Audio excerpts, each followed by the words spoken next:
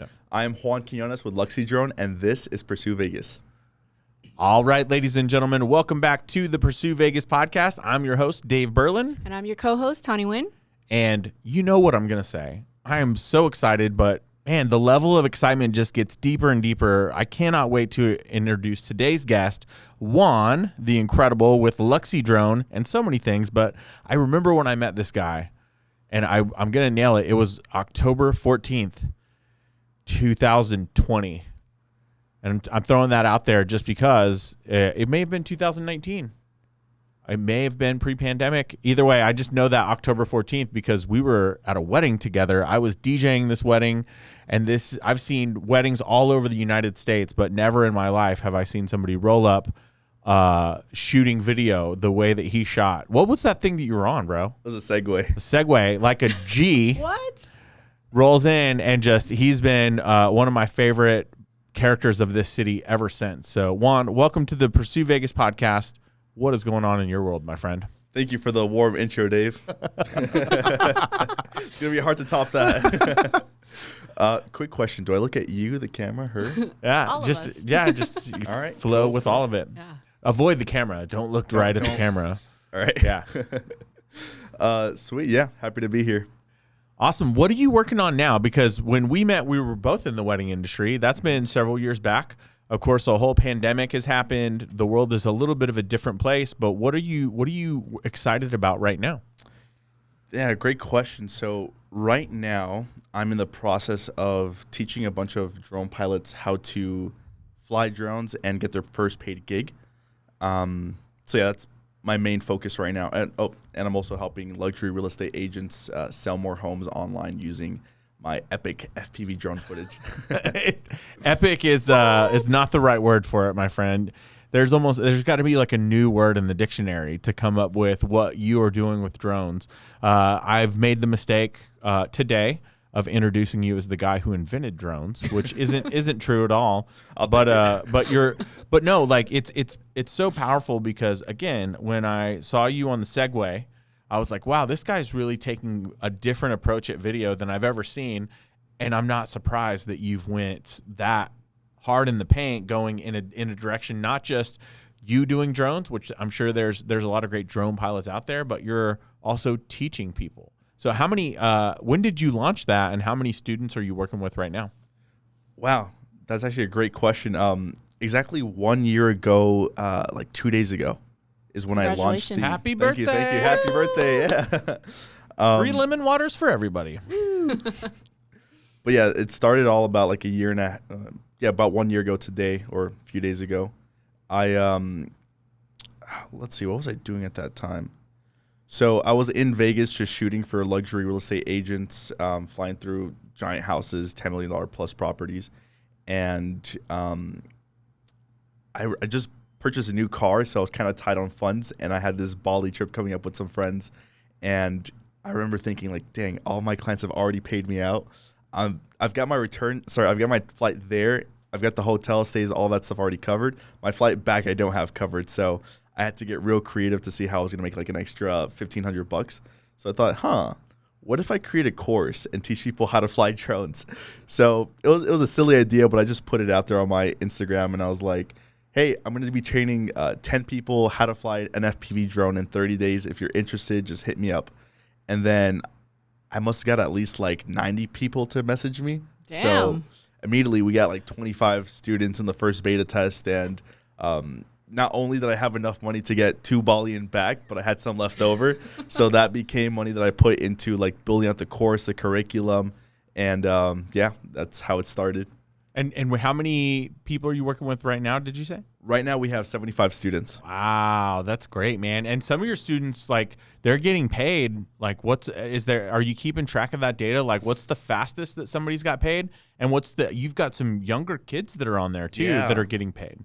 Yeah, so the youngest kid in our program is actually 12 years old, and he's actually like, I want to say he's top 3 students in the entire community because he's like a sponge, you know? His brain is still fresh. Yeah. He hasn't been corrupted like the rest of us. The kid's young, he's coachable, he's teachable, and he's very creative. I feel like as you become an adult, the creativity just kind of stops growing. So he took off with all the trainings, no pun intended. So he got his first paid gig like a couple of months ago. He made his first $300, which is pretty cool for him. He did like in a couple of hours. But right now we have 5 members who we've helped hit that first 1K mark. And right now I'm on a mission to help at least 100 drone pilots hit their first $1,000 from flying FPV drones. That's so powerful, man. It's one thing to have a business, but to be able to teach people how to have their own business is a whole different skill set. You know, Totally. One of the things that is really kind of behind the curtain in my life, which is getting a lot more louder now, you know, I help coach 100 restaurants all around the world with my business partner back in Oklahoma, Mike Bausch. And it's been fascinating because I don't necessarily come from the restaurant world, but I can do systems in pretty much anything. And I was a big encouragement for him to take the knowledge that he has. He has 12 restaurants and, you know, he's home every night for dinner. So how could we teach him or how could we help him build something where he could teach other people? And it's been phenomenal. Like some of these people's lives are being changed forever. Like for that kid, like you can't even compare his life because it's just taking off, all pun intended, right? So with that, like where are you at now? Are you all in on that? Are you still shooting for clients and stuff as well? What does your life look like on a day to day? Yeah, great question. So I want to say about like a year and a half ago, before I started the program, I was invited onto a podcast, and my friend Billy was asking me, so what's your vision for Luxy Drone, for your course, your community, all this stuff? And I came up with a really great idea, like on the fly. I said, all right, so step 1, we're going to teach a bunch of drone pilots how to fly drones safely, responsibly, create epic content. Step 2, I'm going to basically work with a bunch of luxury brands, agents, and help them get millions of views and followers online through the drone content. And then step 3, I'm going to connect those two things together. So plug in my pilots that I've trained myself with, you know, the most luxury brands in the world so that they can create epic content for them. So I said all of this on that podcast about a year and a half ago, and it's all playing out exactly that way. So that's the big picture view. Is I want to create, I call it Luxy Drone Worldwide, where I just have 20 to 50 pilots who are talented, vetted by me. They're safe, they're insured, they have all of their certifications, and just trust them with my high-end clientele so they can, you know, share the results that I've gotten for my clients, but for their clients. Here amazing, man. And kudos for not only doing it, but you're here in Vegas. And how long have you been here? I moved here during COVID, so like 2020. Nice. Now you're all over the world, and I see your stuff. Like you said Bali. Where are some of the other places that you frequent on a it looks like on a weekly basis? Yeah, just a lot of LA, Miami trips, just locally. But every 3 to 4 months we'll go somewhere. Like we just came back from Tulum most recently, and yeah, before that it was Bali, and I think this year we may or may not be doing Thailand. Okay, so we shall see. Nice. Very cool. cool. Take friends because I think it sounds like we're coming with you, right? Yeah, let's go. Let's do it. No, I love that your story came, and it shows like different sides of innovation in entrepreneurship. It's not always something that has to be like hardly written, but sometimes it starts on a napkin. And for you, it's like, I need it to create something because I need there's a need for it because that's where the market was going. And I love the real estate. Maybe we know some people in there. Do you work with other Juan, the wolf? Yeah, I know the Juan. Yeah, okay. The wolf of of real estate. Yeah. So immediately, because I think I've seen some of his stuff when he showed me some of his listings too. So I'm like, those are cool shots. I didn't know it was you. So now it kind of connects the dot. So I've seen some of your work, and that's awesome. Because prior to him showing it to me, which I don't know, but so I love that aspect of you just coming up with something on the fly, having a vision, and then really leaning into it. And, you know, where it's going with like Miami and LA and here, like, and globally, and obviously Dubai, right? Like they have crazy cinematic, like photography and all that stuff. But something that I really want to know is on the funny side of like the drones, because all the insurance, logistics and coordinations around that with Vegas being like, they have like certain areas you can't fly above and people's backyards. So something I always wonder when people talk about drones is like, hey, what are some of the funniest things you've seen like while you're shooting drones? That have you ever been sent like a cease and desist for like getting someone naked or doing something in their backyard they shouldn't have been, to where like that side of like the business is like kind of funny to me, you know? Funny stories about drones. I don't really know. I mean, I've heard, like, maybe this isn't funny. This is like probably pretty dangerous, but there are some pilots in the community who, they've had their dogs like get a hold of their drone batteries, and the dog thinks it's a toy, and he just punctures this drone battery, and it causes this big like fireball. So this is something that happens like with FPV drone pilots. Like if they're not trained on safety and lipo safety, and they don't have the proper precautions, they could start house fires. But luckily, the person that I heard the story from, like the Poochie was fine, the house was fine. But I mean, that's one thing that could happen in the drone world. And then there's other things like actually I don't really know about other funny things that happen. I just for my own personal work, like I often fly my drone through like with actors. So for example, if someone's pouring a cup of coffee, I'll fly under their arm and stuff like that. So it's always kind of funny seeing people's reactions to like, whoa, this crazy flying thing is not going to hurt me. So I don't know if that answered the question. Yeah, no, that's what I'm always curious about, because people that, like, I've seen drones over my backyards, and I'm like, what if I happen to be naked? Like, who do I go after? Is there any regulations against that? Because where technology and AI and everything is going, like, there's got to be something that protects the people versus the robots, which essentially is the drones and the AI and all the automations and systems that have put in place to capture just nature scenes and people that live by the mountains, like, So that's something I'm curious about. Oh, that's actually kind of something pretty funny. So I heard a story of a guy who basically shot a drone out of the air because it was in his backyard.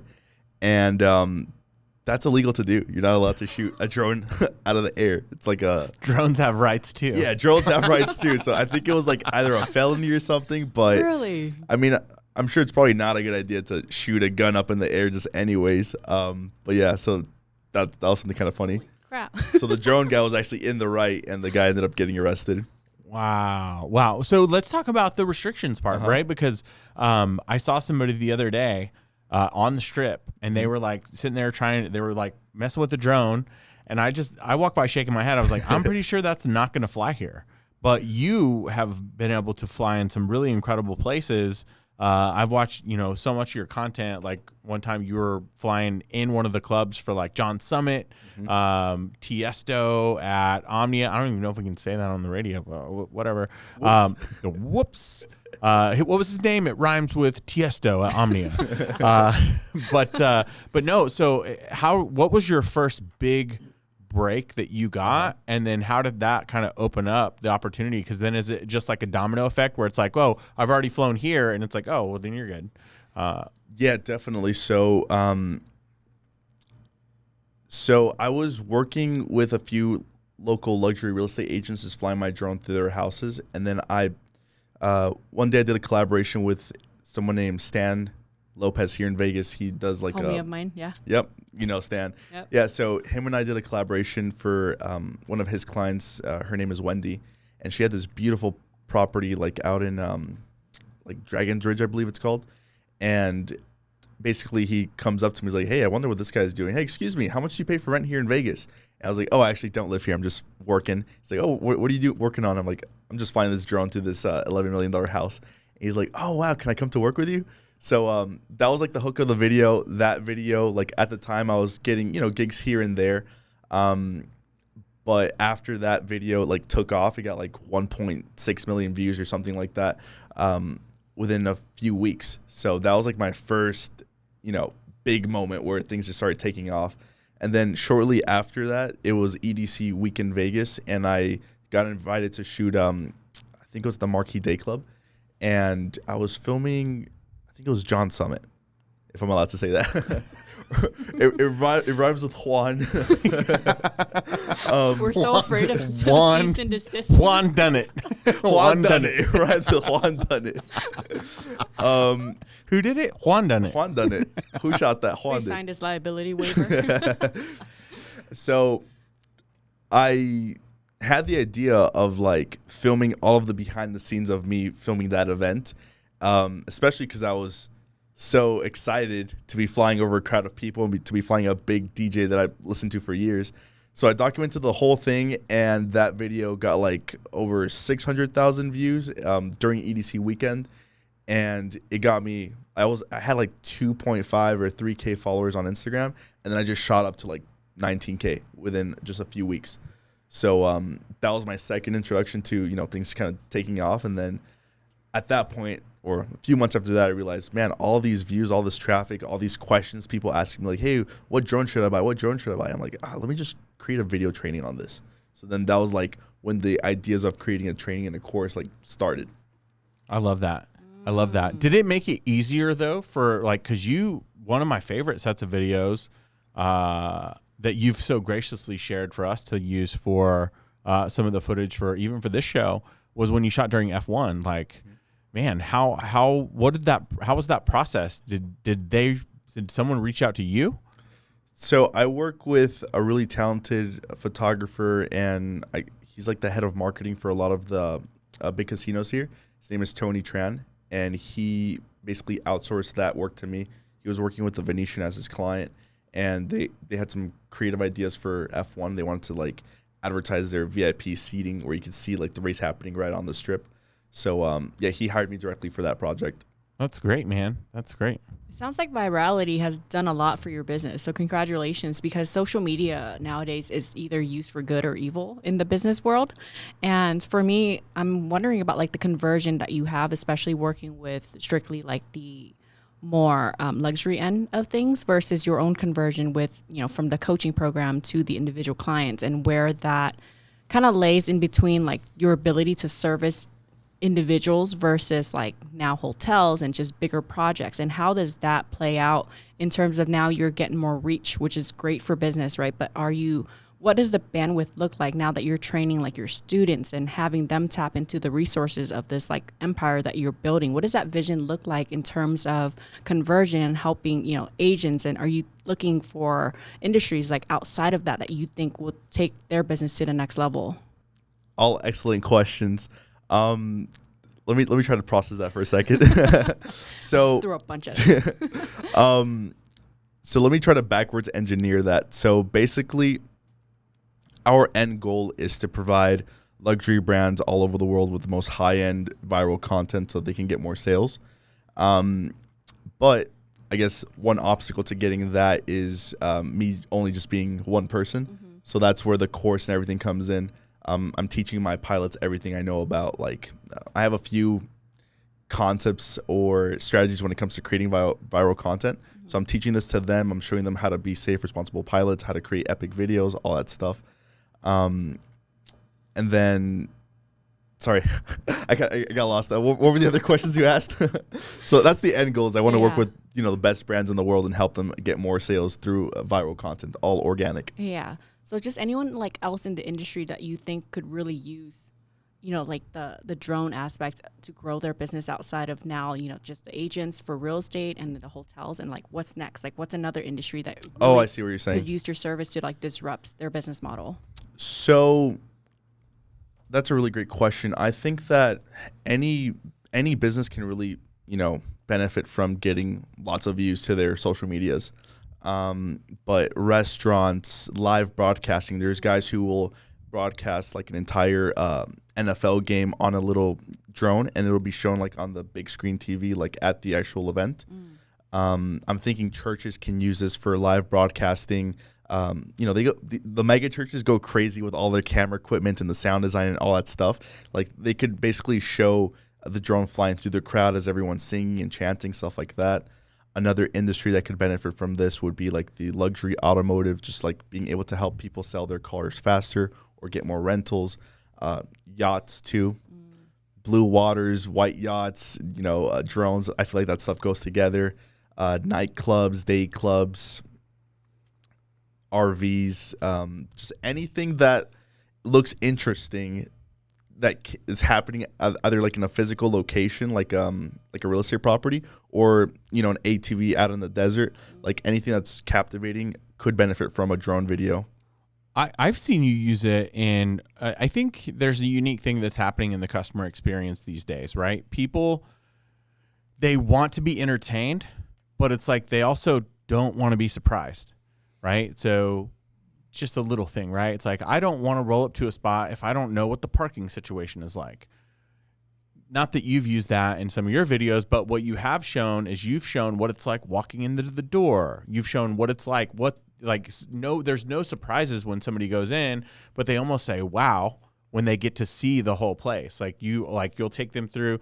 And I love how you really do the behind the scenes and you like show people like, okay, this is going to happen. I remember one you did around Christmas with the Santa Claus, and you followed the Santa Claus guy on the Segway, right? Yep. And it was really perfect because you could see like your vision of like what you saw, all of those pieces coming together, but it also really showed a day in the life of what that place looks like. And then now somebody can go there with no surprises, and they like, it almost adds that layer of comfortability when it's like, if there was anything holding them back, now they kind of want to go see like what it's like. Is it really like it was on the video? Yeah. So that's actually a funny story. So the owner of Young LA, that's the warehouse where I was flying the drone through, basically to their property. He reached out to me because he saw some of my drone videos and he had an idea. Like, hey, Christmas is right around the corner. I want to show how busy we are at our warehouse. We have like millions of parcels and things that we're shipping out. Can you fly your drone through it? So like, yeah, sure. Just do me a favor and like record a video of yourself walking through the warehouse so I can see what it looks like. And then after he sent me back that video, I just, saw a lot of hardworking people just packing boxes. I'm like, okay, how can we make this viral? How can we add more oomph to this? So I proposed to him a crazy idea, and I was kind of afraid that he was going to shut me down and be like, yeah, maybe this isn't our guy. So I said, okay, hear me out. What if we get a Santa Claus riding a one-wheel scooter into the warehouse where he's passing by a bunch of happy elf workers wearing elf hats, and then we have two grown men who are fighting over this gift, and then we have the workers that are playing limbo with like a candy cane stick, and then we have some Christmas carolers who are just they're all singing and dancing, and then I fly above where there's these like little storage boxes, and there's these two guys who are slacking off. They should be working, but what are they doing? They're drinking eggnog. They cheers. I fly under them cheersing, and then I fly into this one-wheel Santa Claus who's got his gift sack open. I fly into that bag, and then we end the video. And then he took like a good 24 hours to respond to that. And I was like, oh, yeah, I scared him off. That's it. Better start looking for work elsewhere. He's like, I love it. Let's do it. And that video ended up doing exceptionally well online. It's one of their favorite videos. I just recorded a case study with them last week. And I think they pulled either 800K or $1 million. I forgot how much they did on that video. But then they also wanted me to fly through their private gym where they have all of their fitness influencers basically working out there. So we did a one take showing off the entire gym, and that one did, I want to say 1.5 or 1.6 million on their account, and then 6 million on a different account. So a whole lot of eyeballs on that brand. And that was a good one too, because you did it with so much class, because I want to say you were in and out of a bathroom or something on that too. Like you went through everything, but you did it in such a classy way that, again, I just felt like I've been there before and I would like to go there again.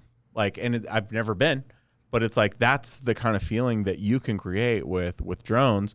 If you could shoot somewhere here in Vegas that you haven't got to shoot yet, like what's what's cooking? And you don't have to say if you're onto that, but if you could shoot anywhere right now, where would you love to just get in and go crazy? That's a great question. I haven't thought of it yet because I've been so preoccupied shooting clients and teaching this community, but I guess the Sphere would be a nice one. I've seen some cool videos from this very talented drone pilot named Jaybird Films who has filmed through the Sphere. Yeah, that's definitely one that would be cool.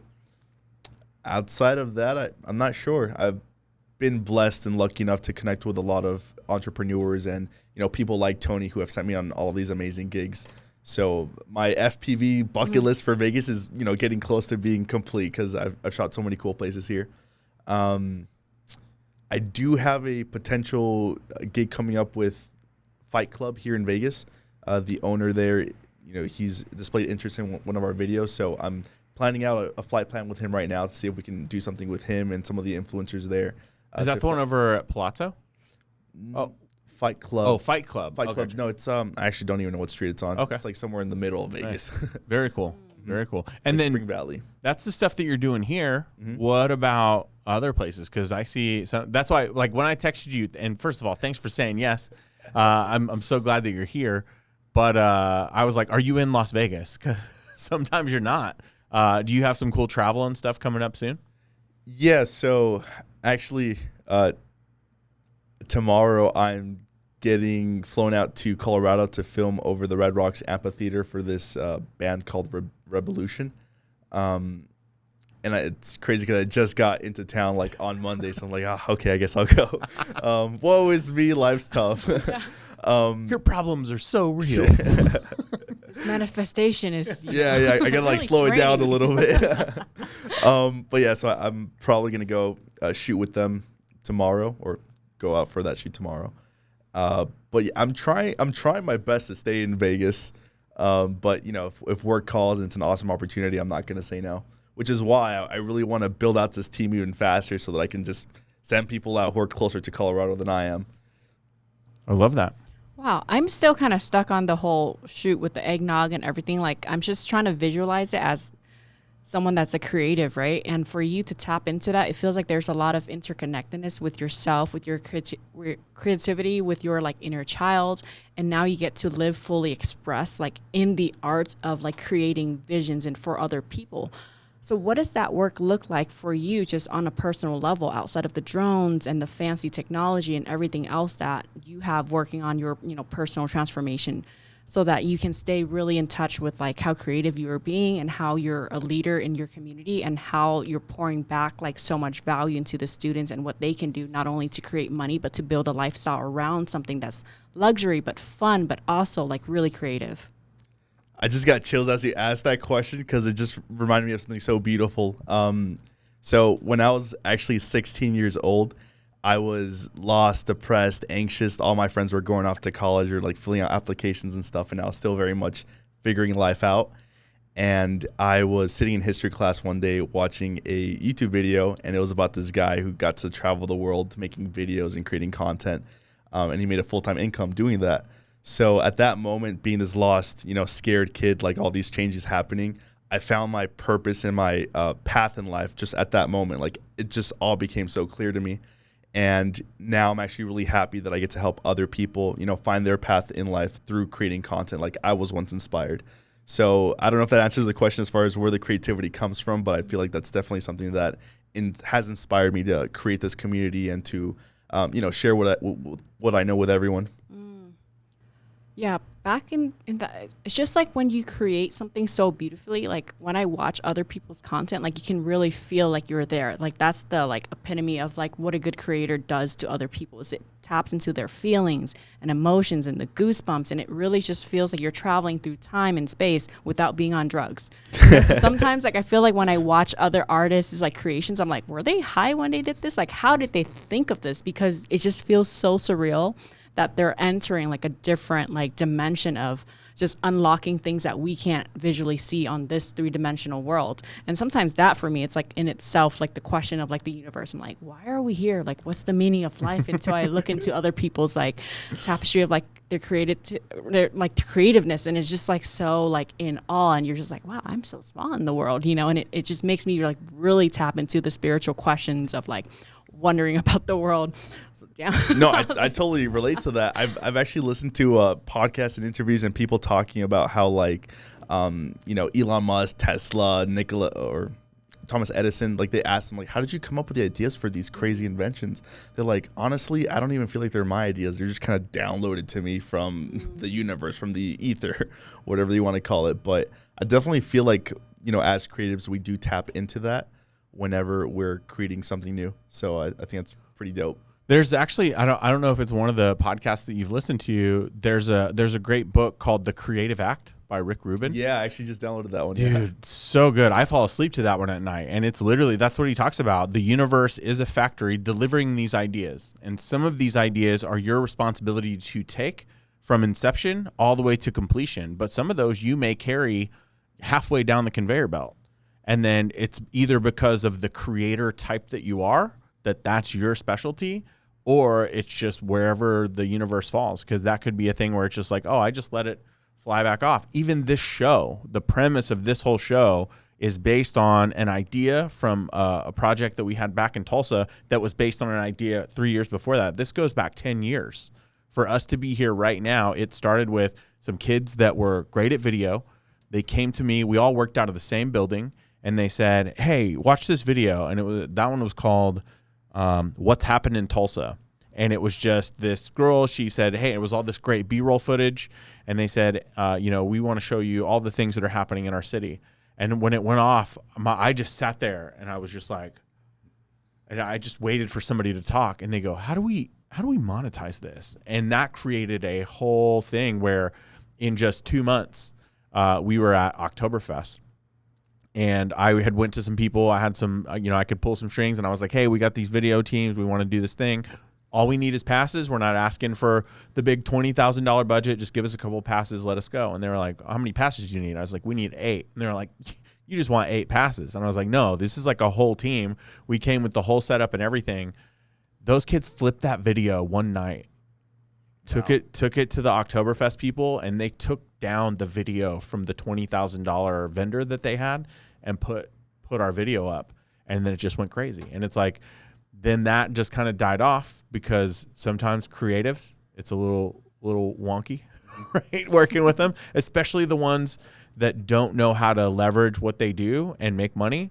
They stay either too much in the creative realm, or they go too much for the gut shot close. Those kids, they just pulled it back. And as soon as we buried that project, I had 3 different people reaching out to me like, yo, we got a plan. Like, here's how we could do it different. And then they launched that as soon as I moved here. And like, then the whole Pursue Vegas idea came from all of that. And it's like, now here it is. It's been this thing that's been brewing for 10 years. And here we are. Wow. That's quite the journey. So it makes awesome. sense on why we're all sitting in this room together too. So for you, like as a creator, and we're entering a different space in entrepreneurship, where do you see just us in Vegas going as a creator economy and the attention economy? Well, I recently got word that Warner Brothers is building up a whole new movie studio here, which is kind of cool. So that's a good. Want to be the first in, huh? Oh yeah, I want to like put my flag here in Vegas and be like, if they're gonna be filming any kind of drone stuff, it's gonna be Luxy Drone. like Luxy Drone is doing the whole, like it's a 24-hour a day, just following the construction of the studio. Yep. Time lapse. The world's first time lapse drone. That's definitely possible. Yep. Gonna get a patent for that. That's first. from the universe. Thank you, Rick Rubin.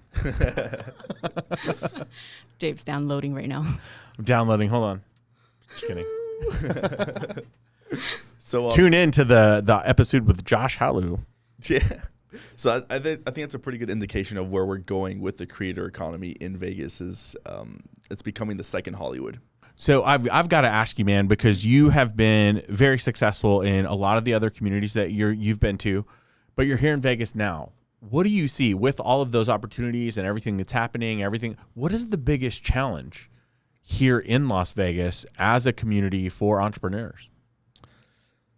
I don't really know how to answer that question. Like to give a blanket statement, I can just only speak from my personal experience. Please. The biggest challenge for creatives in Vegas was that the question? Yeah. I think it's just like being able to get out of their shells and connect with more people. I think that a lot of creatives, and what they are artists. They're good at creating a vision or a video, or whether it's a photo, an edit, whatever it is. But they're terrible when it comes to like just networking, marketing, actually tapping into the entrepreneur side of things and being a business owner. So I definitely think that's something that could improve. Like there's a lot of creatives here in Vegas that I've yet to meet, just because one, I don't know if there's a bunch of creative events going on, but two, a lot of creatives just kind of keep to themselves, and they just they're work at home. Yeah, they work, they turn in the videos, the edits to their clients, and then rinse and repeat. But they're not really branching out and collaborating as much. And that's a big issue too in the drone community. There's a lot of competition just between pilots. They want to hold on to their secrets, and they're like, no, this is mine, and they live in this place of scarcity. And Juan is ruining the entire drone industry because he's teaching new guys how to fly drones. When I have a vision that's so big where like all of these talented pilots can fit into it, and it's not competition, it's collaboration. And I also have to tell people like, hey, you might not be exposed to these concepts yet, but the people at the top are collaborating. There's no one competing at the top. At the very bottom, it's where, people are just like, this is mine. My clients, stand off. Yeah. So I just wanted a whole rant there. That's the question. I appreciate it. That's the truth, man. And like you said, my favorite word, collaboration, right? I run into that all the time in the community, especially in the veteran community. It happens in all communities, right? So the fact that it happens in the creative community doesn't surprise me. It's just so refreshing to hear it, because then it's like, all right, we're not alone, but we have that same, that's why you're here, man. That's why I'm here. That's why Tawny's here. That's why everyone's here, is because we do believe in that collaboration. And that's where we just want to bring the right people into this space so we can connect more people and show the world that Vegas is a place that everyone has a shot. So thank you for sharing that. Now, on the other side of that, if you could wave a magic wand, what would be one thing that you would love to see here in the community that you think could really, bring that and change things for the better? That's a great question. I have no idea what that would look like. If I had a magic wand to fix the social part of like the creative community in Vegas. Yeah. I guess people just being more open and more open to collaborating, more open to sharing, what they're up to. Yeah, that would be the magic wand I'd want to wave, just because I feel like if you help other people around you become better at whatever it is that they do, or connect them to someone that might be able to help their business, like as their value increases, I like to believe in the law of reciprocity. They're going to come back at you like, yo, dude, here's a tip for connecting to this client, or here's a client that, you might be interested in working with, stuff like that. So I just think more collaboration would be great from the creative community. That's so good, man. So good. I love your take on that too, especially mentioning that the soft skills are what's important too, not just on the hard business side of like knowing how to run the operations in the system, but really knowing how to talk to people, because they speak through art and they speak through creation, but it's like really hard for one another just to sit down and like let down our ego and really just stay in touch with each other.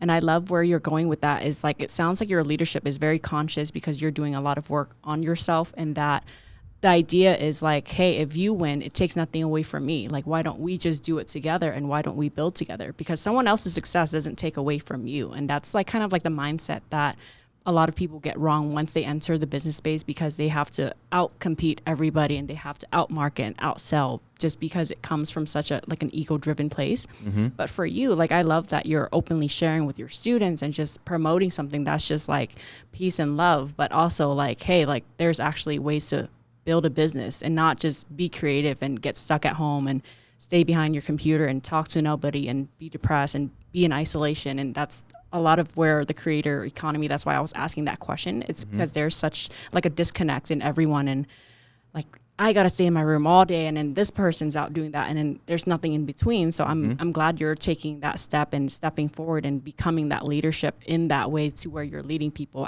out of like, scarce and just into like capitalism. We all love capitalism, and I love that we're all noble, and hopefully we're all adding value to each other and how we're connecting people of this town. And that's kind of like the Pursue Vegas. Haha. Yeah. Magic wand. Magic wand. I was waiting for him to say that. He was like, if I could wave a magic wand. I've actually never thought of that. That was wonderful. I love it. Well, I mean, meeting you in the wedding industry, right? Like, this is just a little fun past for me. I've done 750 weddings across the United States.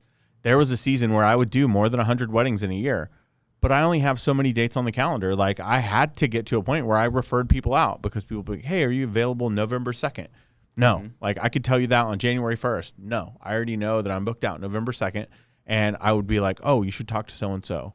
And that collaboration really makes a difference, especially when you can know and trust other people in your industry. Because otherwise, most people might get it, but some people are just like, he said no to me because he didn't like me. Like, no, it had nothing to do with that. Like, somebody booked that a year ago. Like, sometimes that's the thing that people don't understand. So I love that. I love that, especially that you mentioned the law of reciprocity as well. That's great, man. Thank you so much for sharing. How can people find you? And once they start checking out some of your incredible videos and stuff, what does it look like to connect with you, work with you? How can people connect? Yeah, the easiest way to find me is on Instagram at juan.c.quinones. And if you're interested in learning how to fly drones and start a business, it's FPV Creator Pro on Instagram. I love that. I love that. And you've been doing that for just over a year now. 1 year this week, yeah. I love it. That's great, man. That's great. Perfect. Well, that sounded like it was faith to me. You said fate or fake? Is it my accent? Is it coming out? Yeah, a little bit. Perfect, man. Well, thank you so much for coming on the show. Let's do this again because I'm sure, 1 year from now, it's going to be a totally different space. We see the creator space changing here. I mentioned to somebody else, I can't really speak to that whole film industry. I know that it's happening, but what we see is the middle ground is going to be like 40 podcast studios of all kinds of people trying to get their word out and stuff like that. So love to have you back on the show and see how much has changed in a short period of time. Stay tuned for the Juan year update. Yeah. I love it. Sweet. Thank you so much. Thank you guys for having me on the show. You've got it. For being part of the journey, man. If you guys like what you heard, please like and subscribe and find us all over social media at pursue.vegas. Reach out to Dave and I personally on how we can connect you with anyone in this town to help you with your life or your business. Just need a friend. Feel free. Shoot us a DM. That's how we connect in this world nowadays. Thank you.